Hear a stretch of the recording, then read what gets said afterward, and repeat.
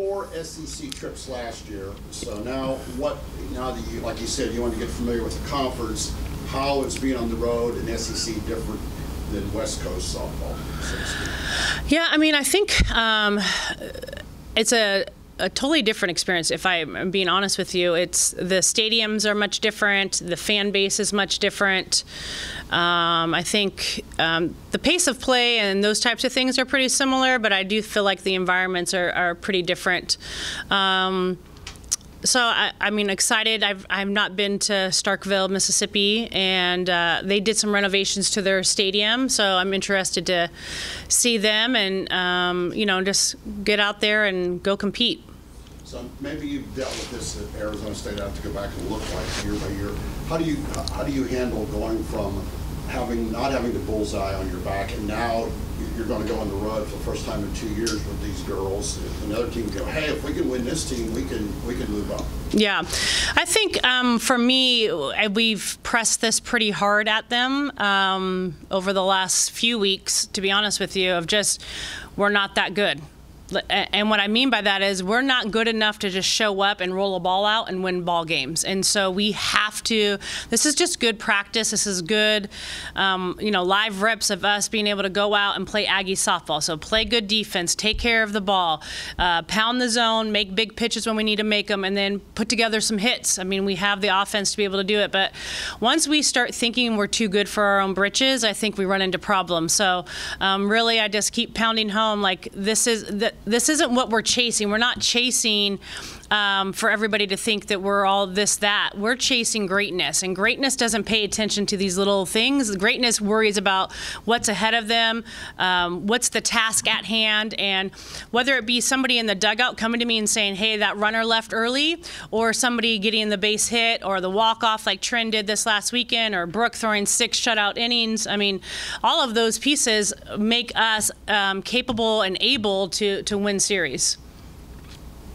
What have you, I know the pitching coach, and that's your focus, yeah. Just coming off of Kennedy's award for Pitcher of the Week, or National Pitcher of the Week. Yeah, I mean, just great for her. I mean, for me, it's just, we're just in work mode right now. And so my philosophy has always been, at the end of the year, let's look up and be really excited or happy or disappointed or whatever it might be about our year. And so for me and her, all we're working on is, like, how do we beat Mississippi State? Like, how do we get, you know, Lefty into a better spot?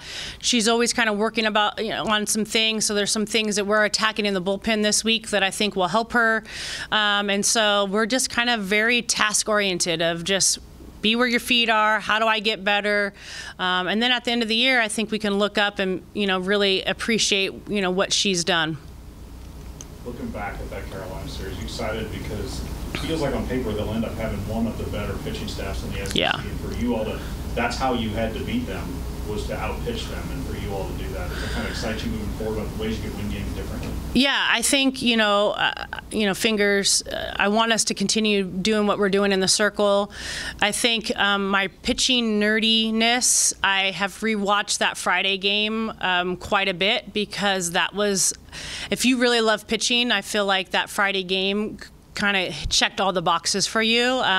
To see really 2 national powerhouse pitchers go toe-to-toe, pitch-to-pitch, having to execute, I thought was, I mean, I don't know, I thought it was really good. And to see Lefty kind of come into an element, and you know, her first couple of innings were not the cleanest for her, but man, you think about what happened last year when she didn't have an inning go her way. She kind of spiraled and it went a different direction. You could see it. Like, I went out there, I talked to her, and then it was like, bam, like I am in control of the situation. I am the better pitcher. You know, just, you could see that switch flip, and so that was neat to see. But I think for me, you know, we have Shaylee back this weekend, which is huge.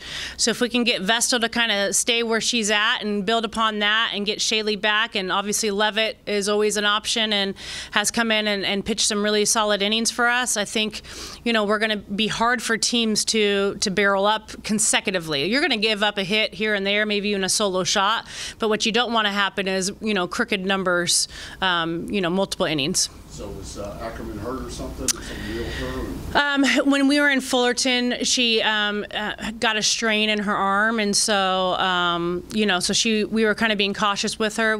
She was available on Sunday for us, but Brooke decided to throw a gem, so we just let her throw the gem. So is your Saturday starting pitcher in this week contingent on what might happen on Friday?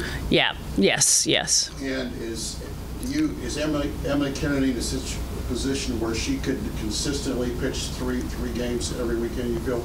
I do. She's in really good shape. We have them on a conditioning program that we've created for each individual pitcher, kind of by their needs. And so I think she's in a spot where I think she can contribute every single day. Do I think she's going to be able to throw 3 complete games? No. But that kid is strong. I think she's using her body much more efficiently than she has in the past. So her toll is happening on her lower half and not in her back and her arm. And obviously our legs and our hips areas can kind of take a little bit more than our arms. So I do foresee her, if you look at all of the great pitchers, Montana Fouts, Nyjah at Stanford, they're contributing every day of the weekend, and they've done it in preseason. So obviously conference play is a lot more stressful, but I do think she wants the ball. I think that's the other piece, but I do think she's going to contribute every day. And this is Mississippi State's home opener, so Yeah.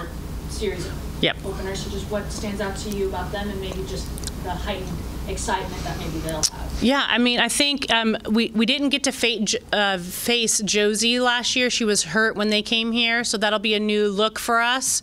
The other 2 that that are pitching quite regularly, we've seen, and then obviously there's Lexi Sosa, who we didn't see very much, but we're familiar with her being from UCLA. So I think from a pitching standpoint, Lexi and Marin, we didn't see last year, so that'll be a new twist to it. And then their offensive numbers are pretty legit. So, I'm excited to see our pitching go up against their hitters and see what it looks like.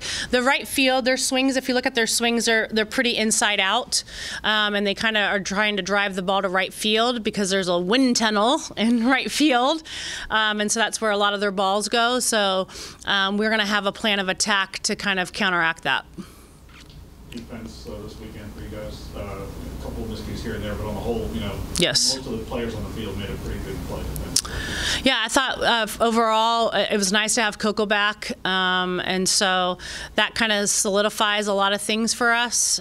She is just an integral part of our program, both offensively and defensively. So, I'm excited for us. I love kind of where we're at defensively compared to last year. I think we've just grown years upon years, and being able to throw people out from the outfield. I mean, a lot of things that I think we're doing that are much improved.